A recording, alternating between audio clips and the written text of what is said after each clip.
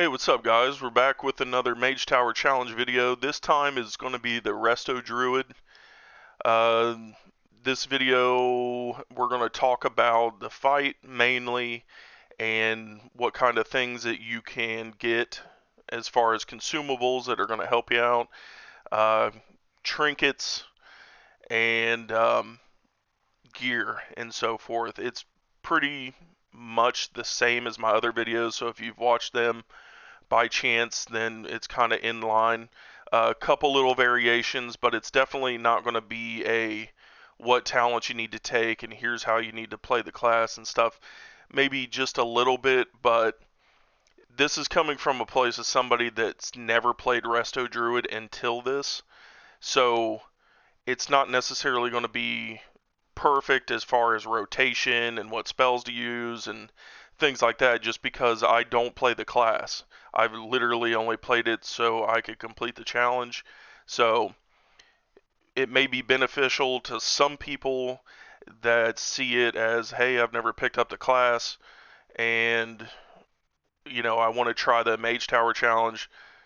Hey, this might help you because it's coming from a person that doesn't play it. So I guess firstly, the consumables and stuff, it's pretty much, if you've seen my other guides, it's pretty much exactly the same. If you haven't, I was using McDowell's Big Mac. That would be crit food. I think I sold some of the other consumables, but I used your other standard Flask of Endless Fathoms. I used your Superior Intellect potions and things of that nature. The Defiled Augment Rune. The gear, if you check out my Guardian Druid video, I use pretty much the same gear. It's all crit haste. Um, I found that just it worked pretty good for this challenge as well. The one thing that I do want to make note of is there's a couple things that helped me a lot with this challenge. So I used I don't know if I still have it on. I think I put it in the bank. Maybe we go check and see if it's there. Um, the two trinkets that I've gone over in the other videos, the seed pod and the gaze of Seth. Those two were definitely, yeah. Ravaged seed pod, that's from the first boss in the Emerald Nightmare, and unblinking gaze of Seeth. I don't have any idea how to say that or if I'm saying it right. That is Lord Iskar in Hellfire Citadel. Definitely pick up those. The seed pod is going to be handy in this one, especially clearing out phase 1 of this. I found it extremely useful and needed. I would absolutely recommend getting a 3-star chirping rune. This is going to imbue your weapon with energy of Ohuna. Your healing spells have a high chance to heal your target for an additional 7987 healing for 2 hours. So, if you're doing this challenge, absolutely pick up a chirping rune. If you're struggling with the healing aspect. If you're not, whatever. But I found that to be really beneficial for somebody that doesn't really play this class and was struggling with it. Now, to be fair too, I mean, I was level 64 when I did it. I believe I've only gained 1 level since then. And I didn't have a crap ton of talents to choose from.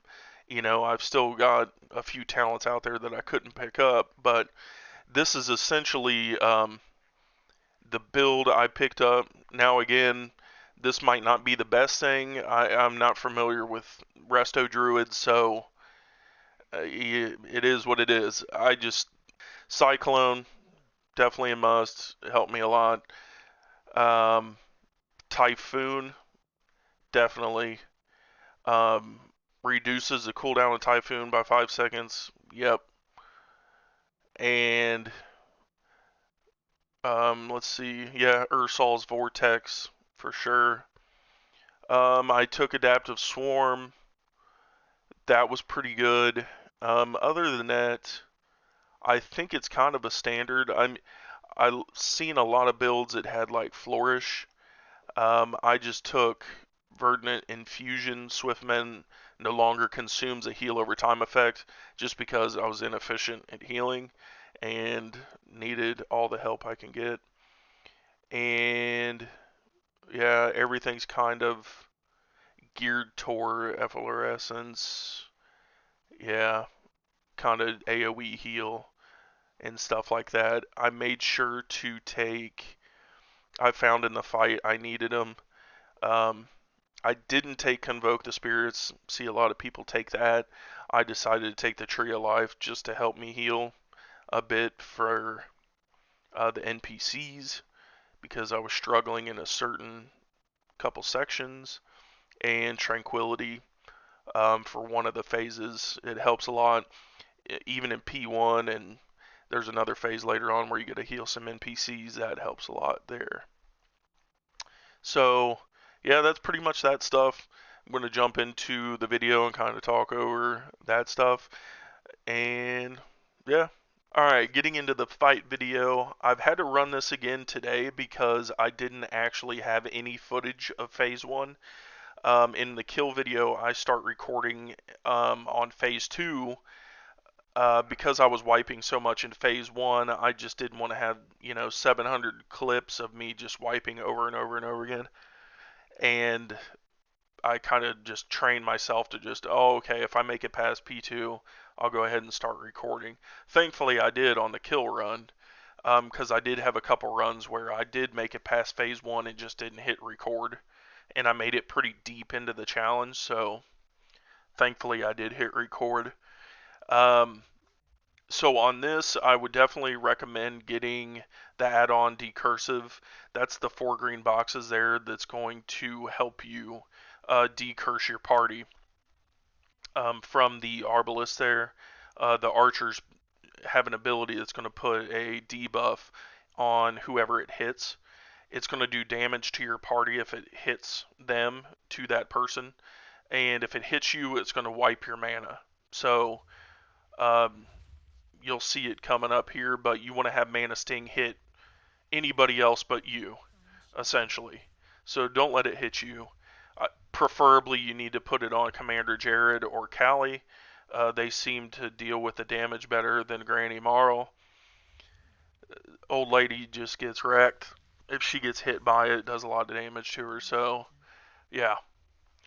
This is pretty straightforward. Just put some dots on them. Take them down. And then you're going to come into this next stage. One thing I do want to note too is since I did this today, I don't have any of my consumables. So at certain points, I'll kind of mention when to use a couple things, but I'm only doing this literally with the chirping rune, which is the healing rune. I don't even think I put on the buff. It doesn't look like so. This one, you're getting a Risen Mage and an Archer. Make sure that you focus the Mage down. Cast this Arcane Blitz and gets a stacking buff that's going to do more and more damage. So make sure that you get them down, or get the Mage down rather, as quickly as possible. And then you can turn over back to the Arbalest and kill them. You want to make sure that you're doing damage as much as possible while not letting everybody die. You do need to do some damage to these NPCs. So we're going to go ahead and decurse that. We're getting into the next section. This is going to be a new NPC that we haven't seen before. This is going to be the Corrupted Soldier. They do 2 things of note. So the first one is Knife Dance, which you'll see, and that does AoE damage to everybody. Pretty good amount of damage to everybody in the party. So I usually opt to Cyclone that. One thing you need to know is that you want to let the cast go off. Let them complete the cast and start Knife Dance, and then CC them, whether that's Typhoon or Cyclone or whatever. Let them get it off first. And you're also going to have a mage here, so you still want to prioritize the mage, kill the mage, because he'll absolutely dominate whoever's got the debuff and is getting damaged. Um, he'll go ahead and start that knife dance, so I immediately throw Cyclone and heal everybody up, throw some dots on the mage, and they're going to target you like this and lock on, and you just need to kite. I opt for Iron Bark and heal myself and just run away. Then they're going to start Knife Dance again here. Go ahead and Cyclone through it. It will interrupt the cast, and you know that they're going to chase you afterwards, so make sure you kite. And right here, I try to coordinate this in such a way that when they're getting ready to die, I'm up near the next pack. These three are going to start to attack you, so I try to end up here, just for the next phase and the things I got to do here. So he's getting ready to go down. We're going to go ahead and use our Trinket, the Ravage Seed Pod, for AoE damage, target the mage, but now we have two soldiers. So they were going to go ahead, I position myself so I can, they're getting ready to start Knife Dance here. I go ahead and try to get my dots on them, but usually they go into Knife Dance pretty quick. So let them get it off. I Typhoon this to interrupt, and I try to position myself over here so I can blow them out. And then I'll drop Ursol's Vortex down to kind of pull them back into the Vortex. And here I opt for Tree of Life. I will pop it just so I can make sure that everybody's healed up and nobody's getting too low.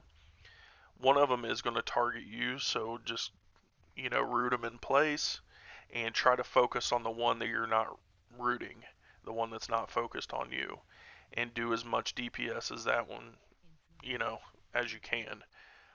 And then usually you'll get this overlap of Knife Dance.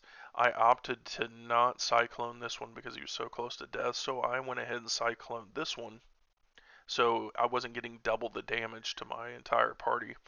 Now, if you can heal through all this stuff, you just disregard the cyclones and all that stuff. I've seen a couple videos where people would just heal through it.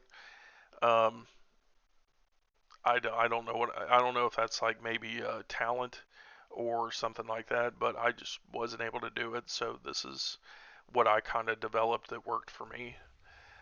So I'd go ahead and cyclone that. This guy dies. Make sure I top everybody up. He's gonna chase me and just kite again. Here I kind of screw up because, yeah, he's at 58% health, but he's going to go into Knife Dance again and another chase.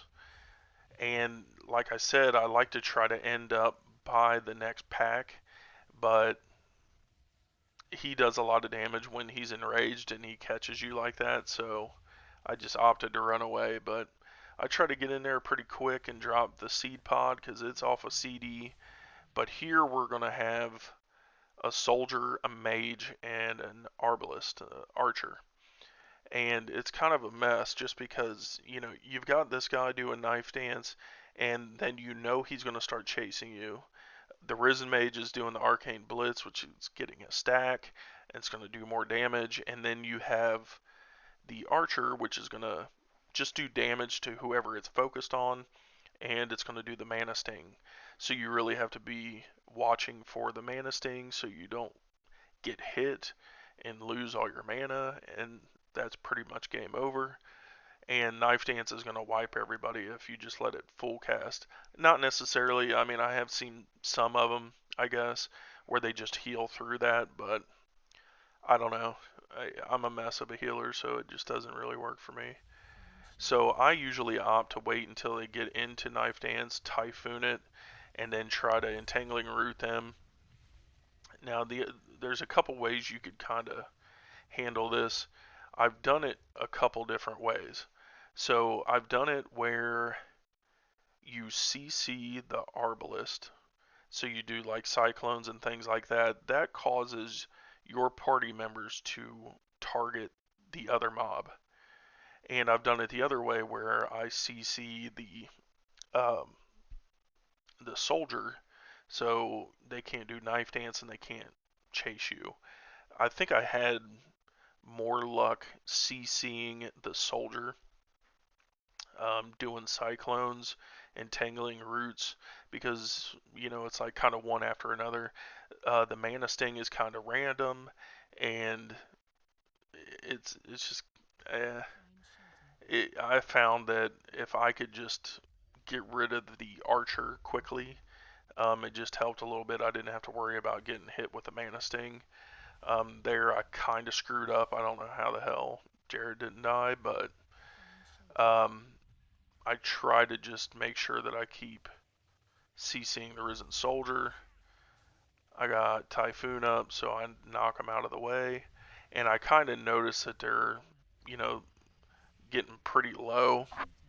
So I just opt to CC the soldier as much as possible, but they're still aggroing on them. So I have to run out of the way and just kind of make sure I dot up the Arbalist again and try to kill it as quick as possible. But they both kind of die at the same time, so you could pop Tranquility if everybody's getting kind of low there. Um, but yeah, that kind of helped me a little bit. Hopefully, those tips kind of help you. Usually, in that last phase with those three, the Unbridled Fury pot would still be up. You can use your drums, things of that nature. Any of your pots you want to use on the last one. I just didn't do it because I don't have them. So it does kind of show, yeah, that you can do it without that stuff, but that stuff does help and makes it a lot easier. So yeah, let's get into the rest of the kill video. Alright, getting into the actual kill video.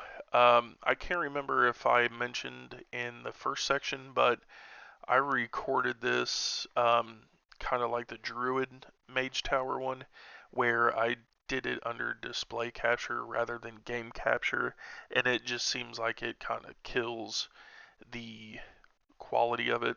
So I'm going to preface this by saying that this lags a lot in high um, graphical intensive situations, unfortunately, but you can still kind of get the gist of the fight and hopefully still get some tips from it. It's aggravating as hell, especially, the person I'm sitting here doing the voiceover for it, and it's horrible to watch, so I hope it's not too bad and you can bear with me. Um, I mean, even just walking through the hallway, like right there, like what the hell are we doing? Um, but I'm going to try to keep the commentary kind of minimal and just let the fight kind of play so you can kind of watch it and just kind of tell you at the beginning of what you should expect to see. And I'll only talk essentially if they're, I kind of need to go over something specific. Here, essentially, you're going to start phase 2, or what I call phase 2, and that's going to take care of all the way up to rescuing your allies. Once you begin this phase here, it's going to start a 5-minute timer that you have to reach your allies. If you do not walk into this room, you can just sit out there indefinitely. You can change your talents, you can do whatever you want. But once you walk in here, obviously you're locked in and it's go time. So essentially, what we're going to have happen here is the flickering eyes are around the room. They're going to do an AoE damage from their body, and they're going to close in on you. The other thing that they do is once you kill one, it does, I don't know, to me, roughly it did 75% of my health while standing in this and while having rejuvenation on. So I don't know if it'll one-shot you without that stuff, but it would be kind of close. So only fight one of these at a time. I typically would pick this one and then kill this one and shift into the corner and then just kind of work my way around these guys. So yeah, they go away, timer starts, and then you start in on these.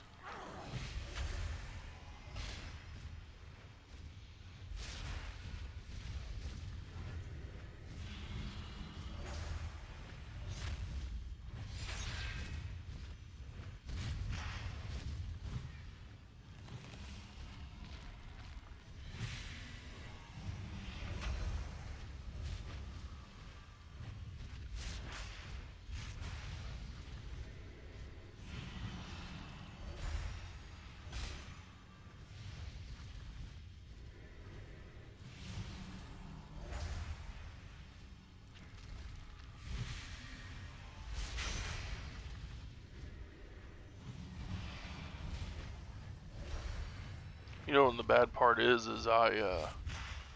it wasn't doing this in the game. Like, my game was running perfectly fine, but this off to the side was just going bad shit. Here, pretty straightforward, nothing major. You got to kill the Fellbat pups and the Dominator. All you need to do for the Fellbat pups is just dot them with Moonfire Sunfire. I'm going to drop my Seed Pod just so I get a little extra damage. And we're going to kill the Dominator. It's no biggie there, just straightforward. You can see that there's unstable Fel orbs behind. Just hit them with your Moonfire to make them, you know, whatever, inactive so they don't move. And just don't walk through them because they'll stretch out with a little bit of lightning and like grab you, and it does damage and it slows you and all that. Coming into this next area, you're gonna have this fear or panic soul. You need to get the debuff off them. So first thing you want to do once you get through the gate is you want to like soothe them or decurse them rather, and you're also going to see these other NPCs. There's one here, and one just around the corner. You need to heal them to 100%, or they will change into either I think they all turn into soldiers, like you saw in phase 1 where they do the knife dance and then chase you and stuff. So obviously you don't want that to happen because you're essentially just going to put yourself up against the timer and it's a nightmare. So what I typically would do here is run in, pop rejuvenation on each of those mobs, and then pop tranquility and get them up to full health, because you really don't need tranquility, you know, until the next phase begins. So I hit them all, tranquility, and all you're going to have is the archer, like from the first phase, still does mana sting, so I would stand behind the NPCs here and have them soak the mana sting. And this is just kill the Arbalist to move on to the next section. Shelter.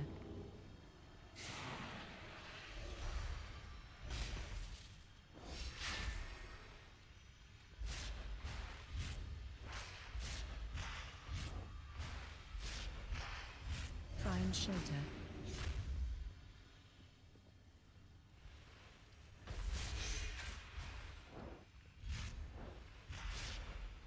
So we're going to go up to this next gate. All we got here is just a bunch of these orbs. I hit them with Sunfire to take them all out and just to avoid them. Don't run through it. Run around. And it's kind of unfortunate placement because they do come back up. But I do want to talk about this room before I go in. I'm just going to let it play, and just so you can just watch it as it's happening and explain it before we go in. So you're going to have 3 flickering eyes in here. They're going to be just like at the beginning of this phase. So they do the AoE damage around them. They converge on your position, and when you kill one, it does a lot of damage to you. So that's one mechanic that's happening in this room. The next one is you're going to have this main boss in here that you have to kill. I forget his name. It's like a Dominator or something like that. All he does is chase you and cast Mind Rend or Mind Spike or something of that nature. Cast a spell to do damage to you. The last thing is you're going to get 3 more eyes on the ground that have little lasers that come out from either side, and they oscillate in a circle and do damage to you. So they will like spawn on you. You have to move. You'll get about 5 seconds or 6 seconds until they spawn again on you. So you're constantly having to revolve around the room. I found best This run kind of sucked just because they were here in the doorway. You can run out of the room while you're fighting this stuff a little bit. I don't know how far, to be honest. I would just like kind of run here. I always start with this back one. I found this to just work the best. Anytime I tried a different different setup, it just didn't work. This one worked for me. I would kill this one before I would enter the room. That would give it enough time to where the little eyes on the ground would spawn here. He would be dead, and I could heal back up to full health and then run in and jump and get into this corner and start on the next one. I would kill the eyes first before you ever start. I mean, you can dot the main boss, like put Moonfire, Sunfire on him to get the damage going, but I would kill those first. And if you do leave the flickering eyes up for whatever reason and kill the main boss, the little eyes on the ground will not spawn anymore. They stop with the boss. So that's one way you could do it, I guess. You could just burn the boss down as quickly as possible and then work on the eyes, but I mean, I just kind of find that those are the kill factor, not the main boss and not the stuff on the ground. These are what's going to wipe you generally. So I take care of them first. But yeah, I'm just going to let it play and we'll watch that.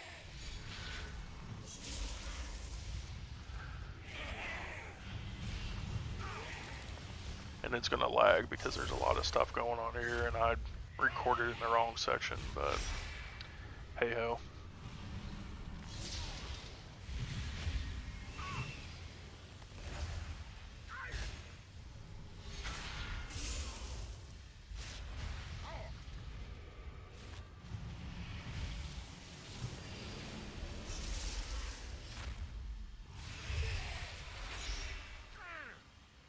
This is an absolute travesty that this is so choppy. That's unreal. And I didn't even know anything was going on. Like I was running like 60 FPS or whatever in the game, and then I watched this after the fact, and it looks like garbage fire. But you can get the gist. Those little things spawn on the ground. I finished with 45 seconds, so like you don't have a ton of time to dick around, but I mean you can a little bit. But once you get to this section here, take this opportunity, have a drink, get your mana back up, change whatever talents you want to change if you want to do that. I just ran the whole thing with one set of talents, and that's it. And I don't know how long I sit in here. I think I check a couple things, but we're going to move into this next section. So when you go into this next section, there is no more like breaks like this where you can change your talents. You're going to do this next phase here, and then when that phase ends, it goes immediately into the final boss. So this phase I would consider phase 3. What's going to happen here is your party members are going to be taken control of. They're going to turn on each other, and you're going to have to heal them. While that's happening, you're healing them. Airdris is going to come to the center, and he's going to pull these NPCs from the ring. He's going to pull 3 into the center, and you are responsible for healing them before they get to him. You need to heal 8 of them. So I turn my friendly nameplates on so I can see what's going on easier, but you need to heal 8 of them. Any ones that make it to the boss, you're going to have to fight at the end of it. So, like the very first time I ever made it here, like I just didn't hardly get, I only healed like 1 per time. And like at the end, there was like 15 or 20 mobs that I had to fight, and I was like, okay, well, this is bullshit. Like, this is over. So, what I opted for on this, I believe on the first one, you can't start healing them, in my opinion, until they get pretty far out. They're at different lengths, too, so you kind of need to look at them as they're coming out, like there will be a short one, a little bit longer, and the longest. Um, I didn't notice that until like 2 or 3 runs in. They're not equidistant in coming in. Like one is a little bit closer, one's a little bit, further out, and one's really far out. So you need to start with the one that's going to get to Airdris quickly. On this first run, I think I just hit them all with Rejuvenation and then Tranquility, the first one, to make sure that I can at least get 3 right off the bat that are good. So do your Tranquility. It's going to heal everybody in your party too, which helps if they're taking anything. I've still got that Chirping Rune on, so it's doing some good healing. This time, I believe I pop Tree Form, yeah, and just start, whatever, spamming everything. And I kind of screw up because you can see the one on the right is a little, I think he was a little bit closer. I can't remember. I didn't get a good angle on that, but he made it to the orb, so I'm going to have to fight that idiot towards the end. And now we're going to have 3 more that are coming in. So I get the first one there. I'm just popping Regrowth. Commander Jared's about to die, essentially. And I got that one. He's going to make it in. So we got to take an L there. Make sure we keep Commander Jared up. So as soon as you hit 8, it stops this portion. So you don't have to like do all 3 again. You just need to focus on like, oh, okay, I know I got like, whatever, 7 of them. So there we go. We hit that. It stopped that section.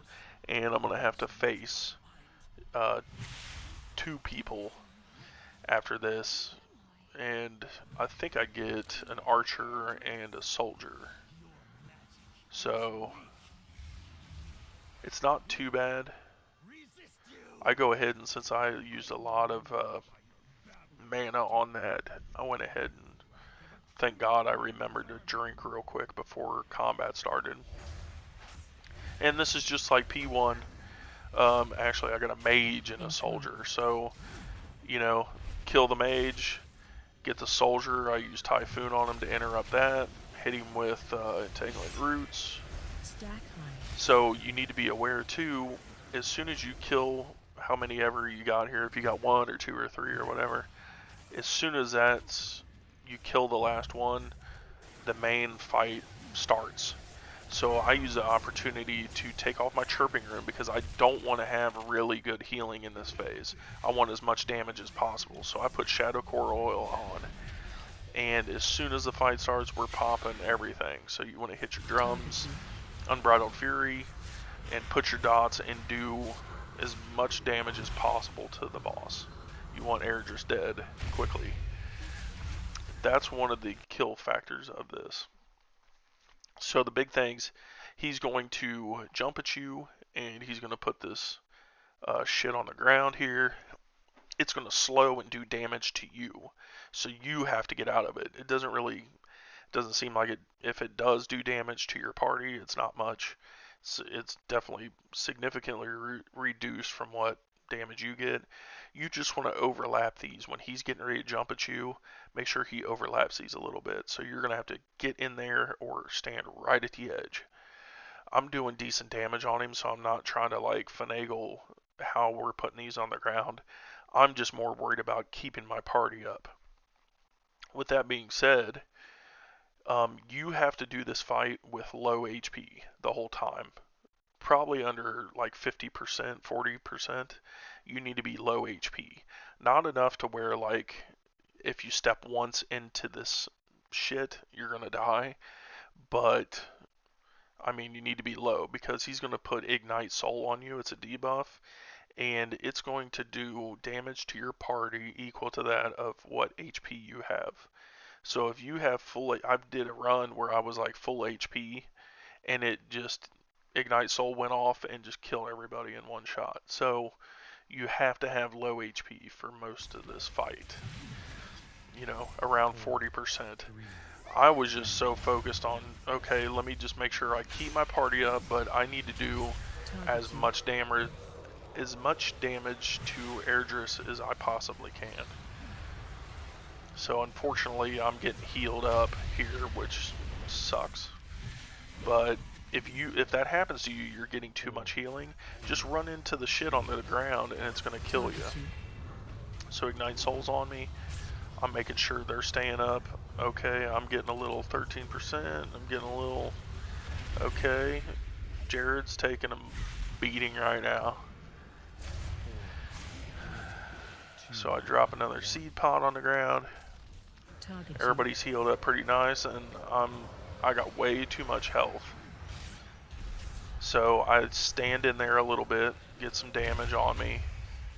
I should have got a little bit more damage or HP off of me. So I make sure to dot everybody back up, and I'm more worried about doing damage than anything.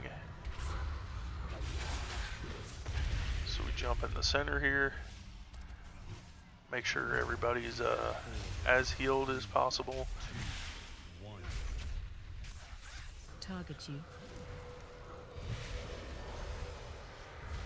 And we're getting him down to a pretty low percentage in the center, so I know that it's not going to be a problem him dropping on the ground, but I screwed up my jump and got killed. But the beauty is he was so low that these guys will take care of it.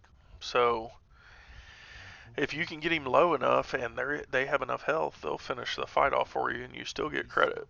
So just like in the Guardian Druid one, I died before the final boss died there too. So this one was a big win for me because I never played Druid class before and don't really heal per se, so it was kind of a nightmare to do this one. But so yeah, thanks for watching.